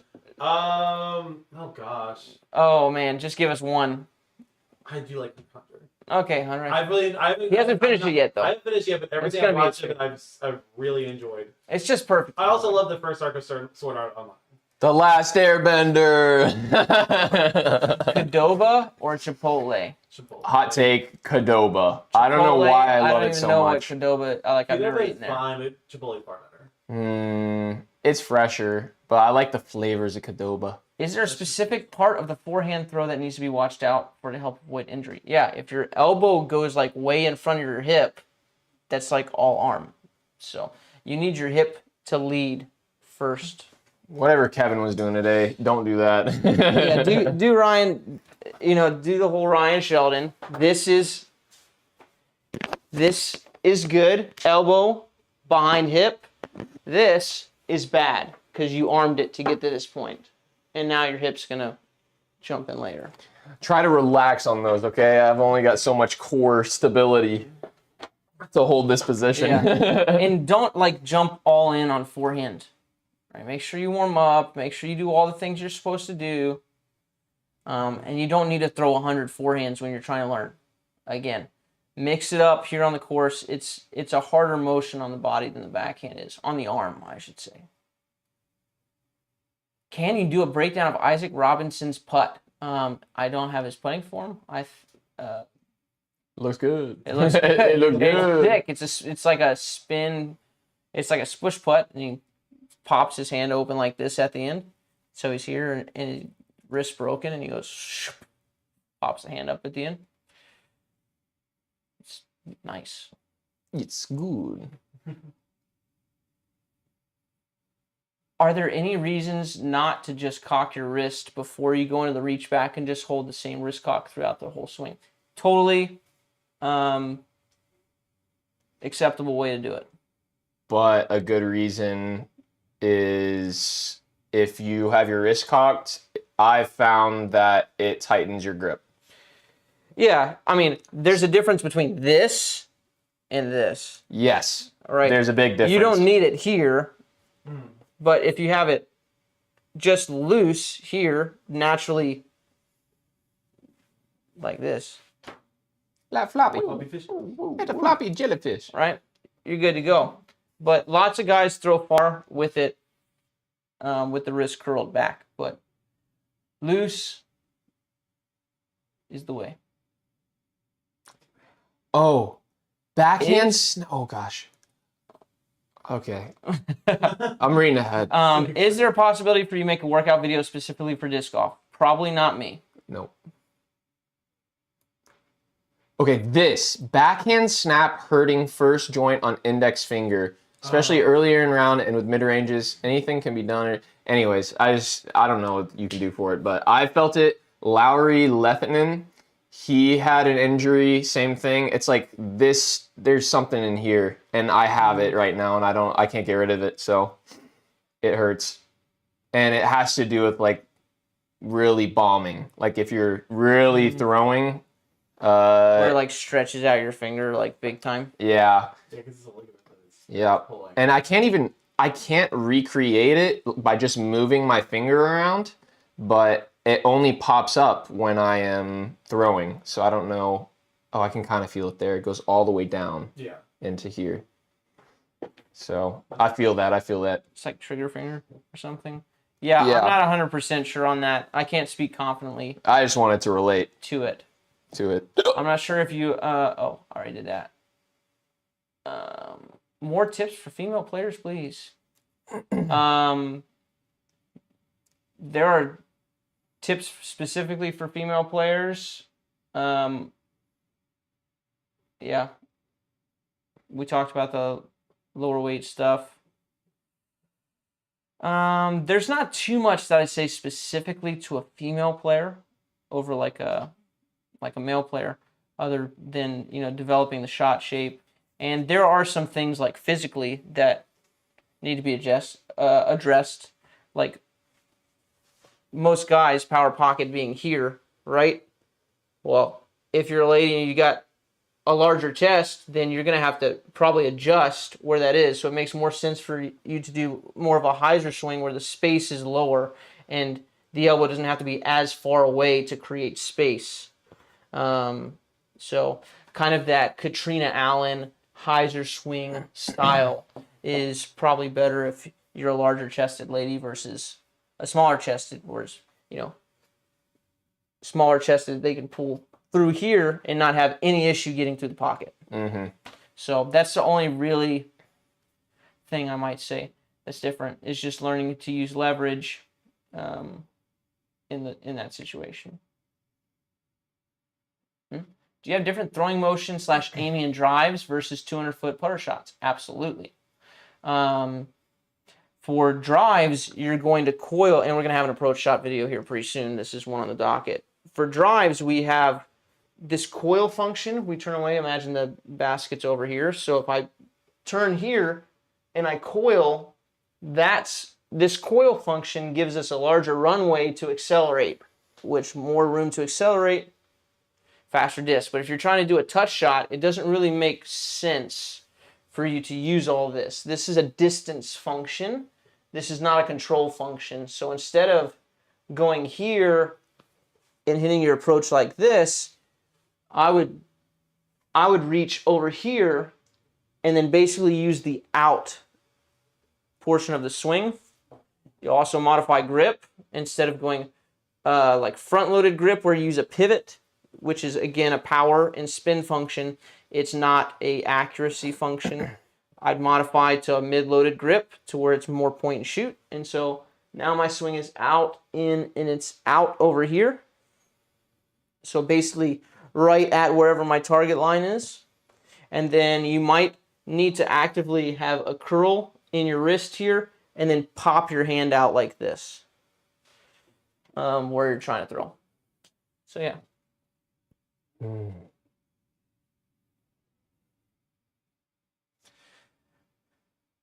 What in the world? Are you up to date? Are you up due date on the Succession War? Succession War. What is that? The show Succession? I am not.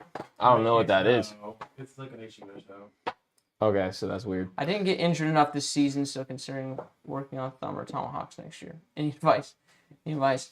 Do it like, if you can throw a ball, it's real simple. Tomahawk, thumber, disc up by ear, shoulder up, and even starting with the arm out like this, away is fine. But here, offhand across, and then up, offhand across, up, disc by ear, throw. Same thing with thumber. Here, offhand across and up, and then up with the throw. I've seen someone else teach rotating using your lower back only and block out your shoulders. Would you recommend using the left shoulder or lower back to rotate back and down before? I think if you're focusing on lower back, that sounds like a great way to injure yourself. Yeah, anything. Lower back is not strong. Personally, I would run from any just kind of engage teaching my that- lower back muscles here. Yeah. Just, Yeah. You know, when people are moving, lift with your legs, not your back. That's what you should be throwing too. Yeah. Not like we use core, right? We rotate our core, but it's not like I'm trying to throw this thing with my back. Yeah. You're gonna tighten up your back. That is just gonna be a rude awakening.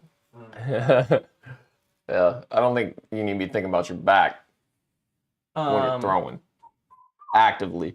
Standstill. When I move from X step or a short step right hand back into standstill, I majorly struggle. I would need to see it, but most people, they start when they start walking up, they miss the swing like Mikey was talking about earlier, and it becomes a disjointed throw. As well as Yeah, if you're just doing the same thing and you're not actually swinging through your steps, then you're just messing up with a X step. Like it's not doing anything for you. The X step does nothing unless you like do the right thing with your steps and you actually transfer your weight properly. when are you making a trip to Australia? I've got a couple students in Australia. Yeah. What part of Australia are you in? Because I've got some students in Melbourne. I've got a student in Melbourne, Perth. Do you by chance have access to P. Sherman 42 Wallaby West India? Because I've always wanted to go. Some pros point the disc down, perpendicular to the ground on the reach back. No, perpendicular. That's like the suitcase. So it's here. Yes. I talked about that earlier. It feels amazing. Is there a reason to do either one? This is comfortable. It's loose for the body to have your hand down here. The other thing is if your palm starts down here, as you go through the throw into the hit, your palm's going to want to go up, which will take the disc nose down at your hit. It's so, I don't know why it's so good. It's so good. Yeah, it's so helpful. Loose. It's so loose. Yeah. To do that. Yeah, that's now why. you don't need to be here, right? You don't need to be vertical, standing up straight, right? But even here, and that's the same thing like with your offhand being on the disc, is it lets you be loose. That's so true. I didn't even think about that. Oh my gosh. Yeah, and it forces the swing of the backside of the disc forward. Yeah, this totally makes sense. Because I'm super loose here. And then if I have to hold it up in this position if I'm going here. And so it makes it harder for my arm to stay loose because this is super loose motion. And then this, I would have to. Yeah, in order to keep it up, you have to like activate Yeah, what muscles the intrinsically. heck? That's huge. Yeah. That's a huge contending reason for using that. Let's see. Why am I early releasing and throwing low? That sounds like you're not swinging up. Sounds like you're here. The swinging low is probably because you're like going over top of this front foot. If I had to guess, again, this is not a substitute for a form review. And then Dynamite or Barley? Am I Barley? What is that? What? Who's a better thrower? Dynamite. Oh, Barley. Oh, from Epic Games. What's that game that I play? Brawl Stars. Oh, Brawl Stars. Oh, Dude, Dynamite. Dynamite's so much better. Reds. Yeah, Barley's like, I don't see him very often. That's funny. I was like, am I Dynamite? And are you Barley? I'm like, what? I was like, what? Dude, I got no idea what. I smoked weed today. Got really stoned. Threw it really far. Anything to that? You were probably looser, but Yeah. your decision making was probably Questionable. not quite as good. It's very questionable. So It's probably not the method of trying to. You're not gonna be able to recreate that every time you play. So Yep. hopefully not. Legally speaking. Do you have any tips for abbreviated swings, like when you're up against a tree? When you're like standing against, if you could step out, that's great. Yeah, you just gotta find space somewhere. There's not really a tip there. So find where you got space to swing. This is where it really, really comes in handy to have every shot forehand, backhand, overhand. Because usually, if you're up against a tree, you can stretch out and throw a forehand, or you can stretch out, throw a backhand. Or if you don't have that, if you can't stretch out, there's stuff there, you can go up. Right? Sometimes you're just in jail, but this is where it really is useful to have every type of shot. So, and it's coming. I am quite good at scrambling. That might be my best attribute, is the scramble. So, it's because I just know every shot, and I'll throw any disc. All right, thanks for watching. Mike was zoned out there for the last portion. I don't know, man. I've been tired today. All right, you guys got one more question. If everyone does one more question, we'd be here for another Fruity 3 Pebbles or hours. Cocoa Puffs? Fruity Cocoa Pebbles. Puffs. Fruity Pebbles, as long as I can pour it like Cocoa on the Pebbles. milk. Cocoa Pebbles. Yeah, that is are the thing. better than Cocoa Pebbles. Oh, you're right. Cocoa Pebbles are better. The answer is Cocoa Pebbles. The answer is Cocoa Pebbles. It's a joint. I would take Fruity Pebbles over Cocoa Pebbles. Yeah, It's just Cocoa's sugar at better. that point. I think a little chocolate. Oh, well, all cereal is sugar. I mean, that's That's true. why you get the little cocoa taste. Talk to me about grip strength, loose. We absolutely filleted mignon that one today. I feel like we got to look at it. That's a topic for that's a hot topic. Here's the deal. Drew, I asked Drew specifically. I said, hey, pinch. Are you thinking about pinching? If so, when? And he said, I just try to be as loose as possible. Right? And I was like, well, that lines up with everything I know from other sports. Yeah. So loose as possible. Andy. Andy. Thanks, brother. Da. Thank you, bro. Sorry if this has been covered with the form reviews. David Archuleta. David The Archuleta. real one, do you think? There's What not are two the T's. chances? There's not two T's. Oh, is he a TT? Gosh dang it. What do you recommend your Patreon members submit for videos, such as filming from behind, side, or other? Side. Side. If you can only pick one, I pick side. Yeah. I can send you 100 YouTube videos that say to grip tightly. You could. You would still not convince me. Yeah. It still doesn't make it right. I just can't imagine. No other sport. And disc golf is so behind other sports, it's ridiculous. I have talked But- to pros. I've talked to Kristen Tatar. They have had these conversations, and Kristen will tell you that there's no point in $5 from Mike, baby. Let's go. She was saying looser the better. I don't know what some pros do say to mash on it. They do. They say it, and I'm convinced they're wrong. You heard it here. I can't. Personally, I throw further loose, and I can't imagine why you would want to tighten your grip, because the more you tighten your grip, it's going to tighten the rest of your arm. It's just going to happen. All I can tell you is if you're happy with your throw and you're cranking down on that grip, then Yeah, go for it. But I've done both, if you're and here I'm on going to this continue channel- to be, yeah. if you're here on this live stream, you're probably not happy with your throw. If you want my recommendation, loose as possible. Yes. So true. Y'all go out and try it for yourselves. Seriously. As loose as possible. And tell me it didn't feel good. There's a point. Oh my gosh. Guys, we can't afford to take all this money. I'm kidding. Hey, if you're considering donating, go ahead and just buy a disc from our website, right? Get something out of it. Yeah, you might as well get some. Might as well get something, but Ed's the man. Okay.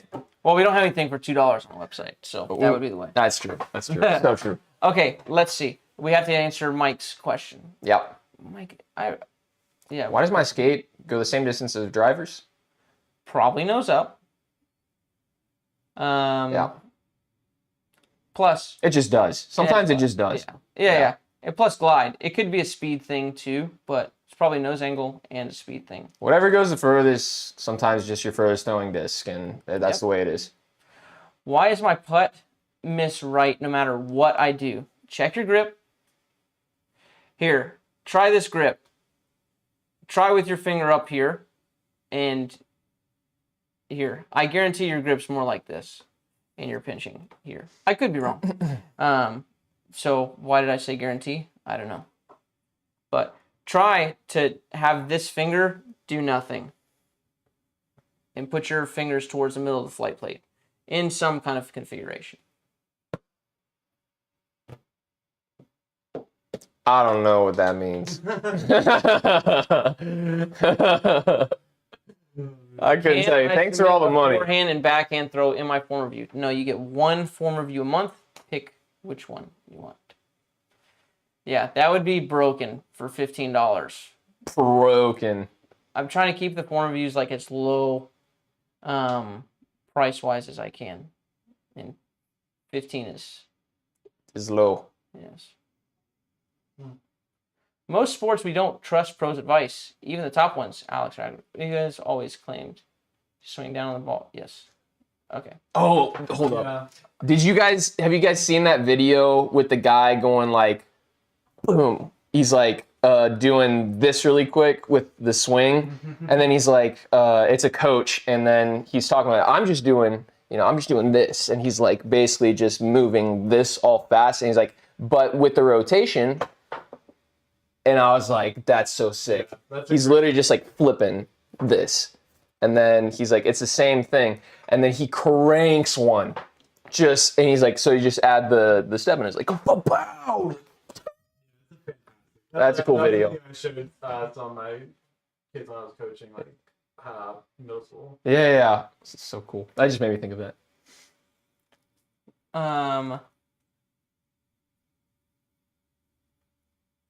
Yes. What is your favorite disc ever made? I don't know. Grand Grace. I don't have a favorite disc ever made. Dakota said Grand Grace. Grand Grace.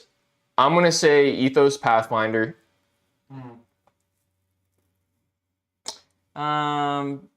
Although the Destroyer is a good disc, not my favorite of all time. Yeah, I don't know. I use them all. I'm just a utility guy. I'll use them all and discard them if they The Tilt. stop serving their purpose. Yeah, I'm trying to think through my bag. I don't have like a magical, like this is just the best disc ever. Yeah, I don't. Here's what I'll tell people about at like shoulder pain, like forehand pain. If you're trying to throw like that, if you're trying to really throw your forehand, I had a lot of pain doing the same thing until I like stayed loose. That's another loose thing. But I know you can injure yourself staying loose. I get it. But like my pain went away when I stopped trying to like throw the thing. Yeah. And just like stay loose and let my arm go. So Yeah, it's tough. you're gonna have Throw less. some unstable stuff, some really, really unstable stuff, and just go and just pop your hand through real easy. Don't like destroy your arm doing it. All right, just go super. Just go short. Super Don't light. go. You won't progress. Like if you don't have a good forehand and you're throwing to the point that you're already, like hurting stuff, you're throwing way too hard already. Yeah. You should be starting with, can you throw a like a little 100 foot or 150 foot shot or whatever's easy for you to do. Find out what your easy distance is first, and like just get that solid and get that consistent, and then slowly the distance will come, and then you can slowly start working it up. But the issue is like, okay, I practiced this. Okay, I got this 100 foot. Let me try 400 foot distance, and your body has no idea what that is yet. It doesn't know what that feels like. So if you jump from this is smooth to Hulk smash, you're done. You done ski. Insanity is not my favorite disc of all time. It's a good disc, but it doesn't make my like favorite disc of all time list. No, it's a good disc. Just Yeah, I mean, nothing crazy about it. yeah. The 12-time like flat and firm Firebirds were pretty good. That's just a good, solid, dependable disc. So, Neckbeard. Do you guys subscribe to the idea that the beginner intermediate player should have understable, neutral, overstable for each? No. I subscribe to the fact of shot shapes. Yeah. You need to learn how to throw shot shapes, not fill your bag with certain discs. When people like put up that chart and it's got the little dots and it's like, what am I missing? It's like, that's so useless. Because nobody knows how you throw. They don't know if you're throwing just backhands, just like, or forehands. So someone can have half the discs on their little chart and be fine because they've got forehand and backhand. So they don't need to have something that like flips and turns like super far right because they'll just throw a forehand for that. So it's about getting shot shapes. And if I've got a beginner and what they have is a really fast forehand, the first thing I'm going to do is like try to get them a higher speed disc, like to match the forehand that resist the torque. So it might be, they could get a destroyer right off. Josh, what is your chess rating? It's like... He read that so fast. Well, it's like, whoa, what's my chess rating? yeah, it's around 1,200. But I mess around too much. I don't have like openings that I'm sitting. I always mess with openings instead of like sitting down and like, okay, let me just, they played this. I'm going to do the Caro-Kann. They played this. I mess around too much, just like in disc golf. Let's put it this way. If Josh and I were to play weekly, his rating would skyrocket. I don't know how it works. That's not how it works. Well, But- in that case, what if he won every single time? Would it go up slightly every time, or would mine just tank? Curious what your USTA rankings are. That's good. Ratings? 4.5. I was a 5.0. I'm at 4.0. 5.0 would be sick, though. Oh my god. No, I was the most underrated 3.5 in my area for a long time. Yeah, technically you're 3.5. My Technically, I actual was a rating 4.5. is a 4.0, but when I finished, I was actually a 4.5. I remembered something.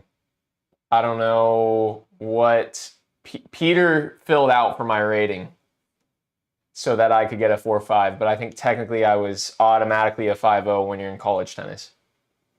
Yeah. Yeah. But he filled out the questionnaire, but I did like the 4.5 was where I belonged in our area. So I will say that. Thoughts on Ken Climo not being an ambassador of the sport showing up in majors? Sandbagger. Well, it wasn't intentional. I got good like after I had signed up and like sucked it up for a season. And then Yep, it's so true. and then you can't play as a coach because you're always coaching. So anyways. But yeah. Ken Climo. It depends on his attitude. If there's a good reason that he does not want to be around, Right. then I cut him suppose there's slack. just so much mystery with it. If he's just which it seems like he's dogging on Paul.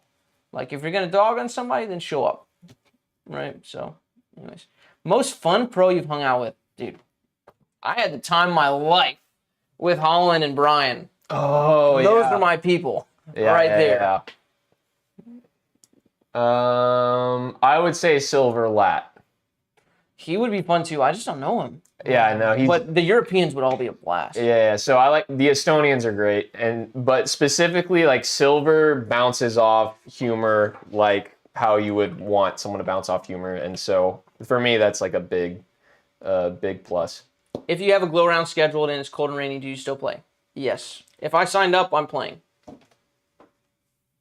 Where's that? If you have a glow round scheduled and it's cold and rainy, do you still play? Hey, if I can do it, you can. So yes, absolutely. You still do it. Yeah, you do it. And you know what? You bring a rain jacket and you bring a hand warmer, and you won't enjoy it, but you will do it. Well, I it's like a glow round, so it's supposed to be for fun. Take away the rain. and cold, like that combination, dude. Oh my Rain and goodness. cold and at night. Yeah, that's me flying off. And you have to try to find them with. You know that they probably use that as like torture in like military. Like they go and say, "Hey, you guys go out there in this weather for 3 days straight." Dude, I would love to compete. I love to compete in those conditions, just because I feel like I can take the punches more than I'm like, He oh, can. these other people have to be hating this right now. Yeah, he And can. just me thinking about them hating it, Makes like, him play I'm not gonna better. be that guy. I'm gonna love this. I'm gonna fuel, yeah. Like, give me those chips. Put them on my shoulder. I'll eat them all. Yeah. Potato chips. Pro Tour stop that you look forward to the most. I haven't been to that many, but I've been to some great ones. let me think. I'm excited for World. I don't know enough of them. I'm not gonna lie, I like Jonesboro a lot. I was thinking about that. I don't know why I liked it so much, but it was so pretty. Yeah, I like Jonesboro. Jonesboro was nice. I liked it.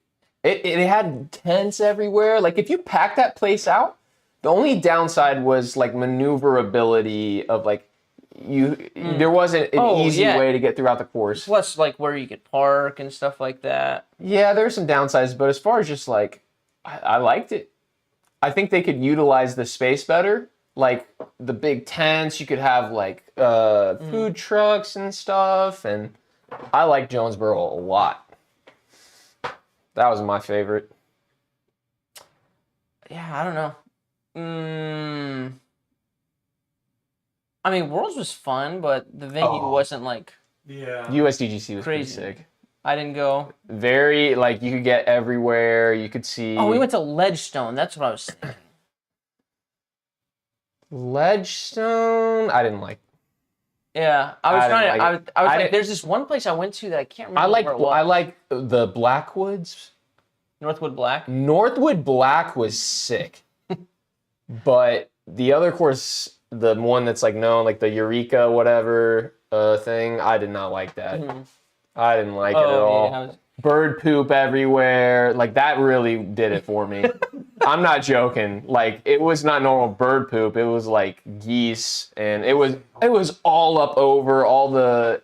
It was bad. It was bad. yeah. No, I couldn't get past it. So Yeah, I'm trying to think, like Fox Run and all that. If I could go to that one, maybe that would be pretty cool. It's just a nice place Yeah. to be. Oh, Maple Hill. Oh. I would want to be there. That's it. That's my answer. Yeah. I want to go to the MVP Open. Anything on the horizon in terms of pro meet and greets, pro form analysis, etc. No, Pro not meet and greets? What does that mean? like Like we would instigate the pro meet and greet? Well, I think they're talking about like the videos that we already have done on the channel, like with Holland and Philo. Oh, yeah, no. We don't have it at this It point. came out of need. Like we needed footage. In the beginning, we needed like form footage to review our own that we could put up without worrying about copyrights and stuff like that, and quality and stuff that we wanted. So it doesn't make sense for us to get a lot of. It would have to be. It would really at this point need to be like Page Pierce. For us to want to get pro form or Paul. Yeah. Right, or Eagle, Yeah. or Gary Curley, you know, but that level of form, like where we know, like, okay, there's something about this. So it would need to be that level for us to be like, let's get some slow-mo.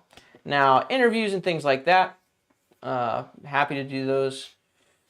But, yeah, it's just like, do we want to put our funds, like, we want to pay the pros. And maybe when we do podcasts and stuff like that, because we open this up talking about podcasts. So maybe the interviews and stuff like that come via the podcast, which would be our way of doing it. Yeah, I plan on having people on podcasts. Yes. Yeah, Holland would be cool. So you'd probably get some more from her. She's awesome. Raise your hand if you're gonna watch our podcast. Like, do it right now. I'll never know. And while the stream What if they all just raise their hand? Actually, joke's on y'all. Who just raised their hand? Because that's hilarious. Opinion on step putts not being made illegal. So continue. I'm in favor of continuing step putts. You step putts. I step putt, and man, it's an advantage. Yeah, my thing with step putts is like it's so hard to, one, from a sports mechanic standpoint or like a body mechanic standpoint, when you translate your energy into the disc, you're going to be past your lie. Like, that just makes sense. Mm-hmm. Yeah, the further back you are, I mean, what are you going to... I mean, just the transfer here, just boom. Like, when we serve and we hit the ball, and we're already up. Yeah, and then you land past the line. Yeah, I don't care if you're... I think it'd be cool if you could be, like, in the air with disc in hand. But I think that you should absolutely not be able to land while the disc is still in your hand. I'd like to see the rule be, and nobody asked me what I should want the rule to be, but I think you should be able to step putt as long as the disc is out of your hand. Yes. Before you make contact with the ground. Yes. You should be good. Yes. And that makes it way easier to judge and be like, dude, you like stepped, landed, and then went. Wait, so what's the ruling now? The rule is your right foot for you has to be on the ground when the disc leaves your hand. Yeah, you can't be fully off the ground with the disc in your hand. Which makes no sense. I think I do that. Your general. If we recorded it, probably you'd. Wait, I've never thought about it, so.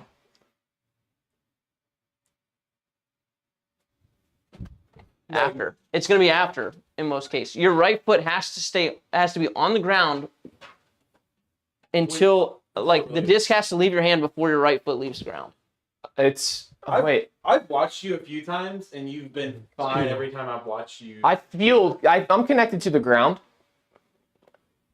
See, I'm much more in favor of as long as the disc is gone before the left foot hits as a righty. Yeah, I'm still connected to the ground. I can feel it. I'm down. Putt, off.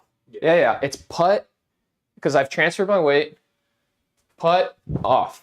Wait, okay. No, I don't think so.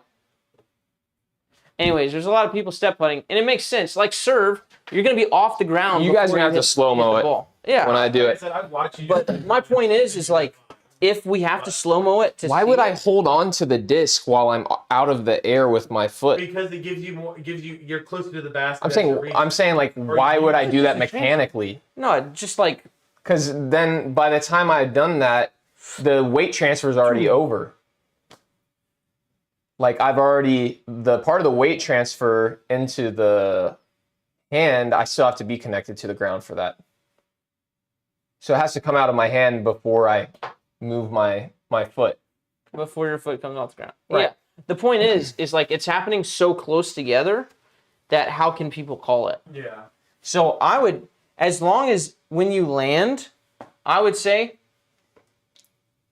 when you land on that left foot or on whatever foot, disc needs to be out and you can't land inside the circle. That's what I would do. You're not you miss it? He's done. Anyways, yeah. As long as you don't land inside the circle off your jump, I think you're good. There's bits and pieces where I'm in it, and then I leave, like mentally, but I don't recognize it until you're like, usually we're not on live stream, and I just ignore it, and I just keep going about my day, and never like drill into the fact that you're not with me. But when I ask you a question, it's like, I'm with you. Hey, you're the same way, man. Especially when you're playing Brawl Stars. Okay, I don't want to hear it. I'll be like, I'll have a full conversation, and you're probably with me, but you're just like, I'm just not gonna answer. I actually like mentally space. Yeah, but that's the key difference. One is like, I'm here, I'm doing my own thing, and then you're trying to like interject into my thing. Versus is that how you view it, huh? Is that how you view it? So you don't view our time together as being a together time. When you're doing your thing, you don't want to be messed with. I can't be with somebody all the time. That can't happen.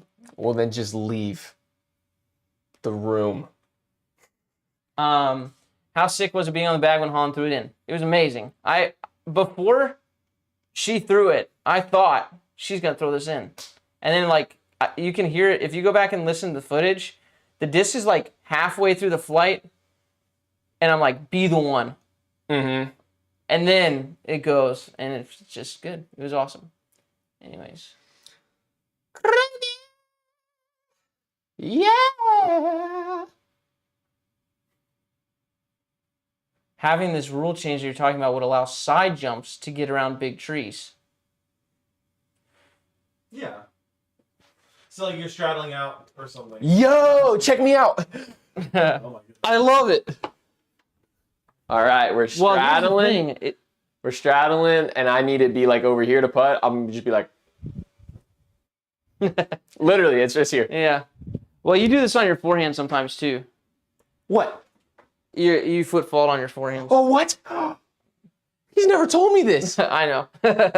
So it's an open stance thing where you're here. You did it today, and you're here, and you go.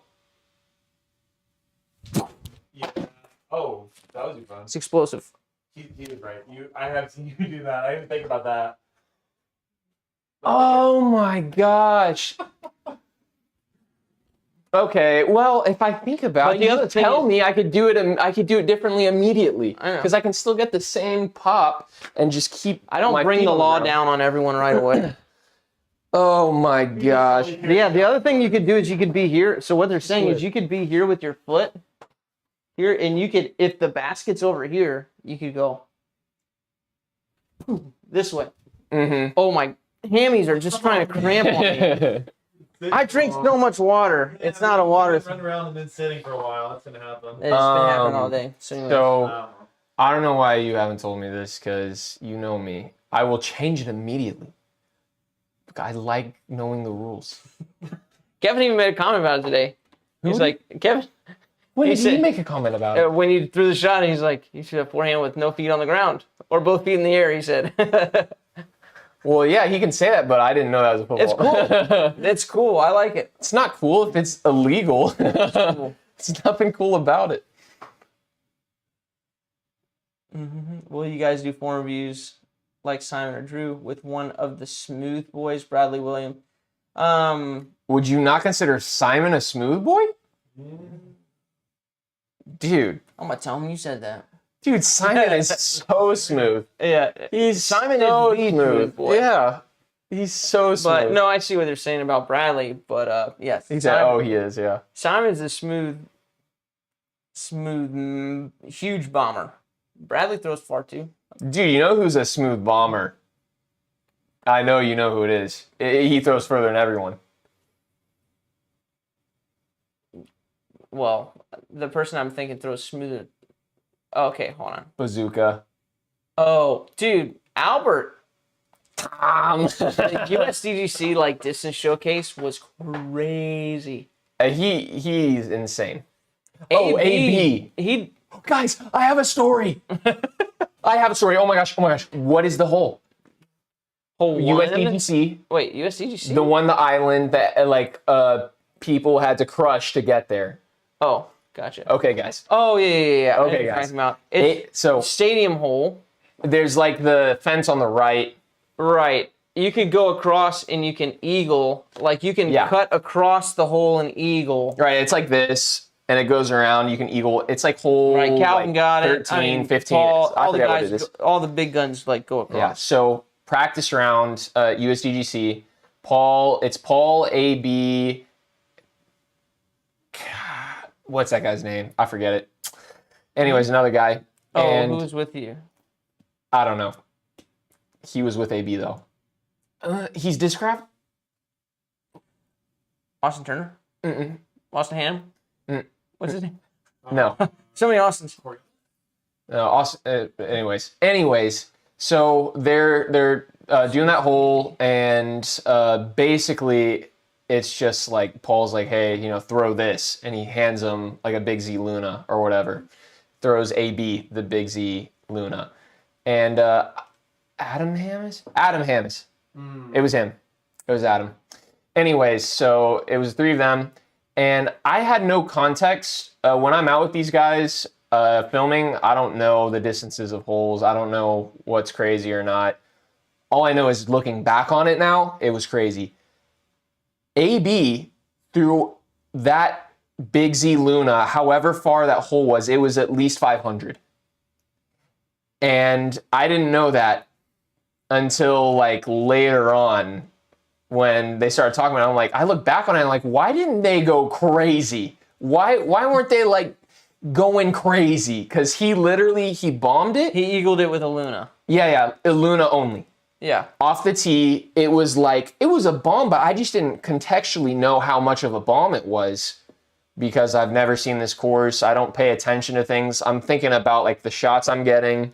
But yeah, it was like a couple days later, I was like, wait a second. Like, these guys aren't making the island. Like, Paul didn't make the island a couple times. Or not the island, but he didn't make the cut across. And I'm like, AB matched that thing. I was like, oh my gosh. This needed to be, like, recorded, but I didn't record it. So, that's my story. Cool. Well, all right, guys. We done now. Time to play some Modern Warfare 2 campaign. Hey, by the way, if you are in... Two things. If you're interested in lessons, Patreon is our link. Yep. Here for Patreon. Yeah, in the description. Patreon, form reviews, lessons, it's there. Also, if you're in Virginia, and you want to play a tournament that I'm putting on November 19th, it's on Disc Golf Scene. It's called A Good Day to Die. It's in Bedford, Virginia. So, yeah. It'll be fun. All right, friends. It was fun. Look forward to the podcast. Look forward to lots of stuff. Peace out. Take it easy. Take it easy. Take it easy. Take it easy. Bye-bye.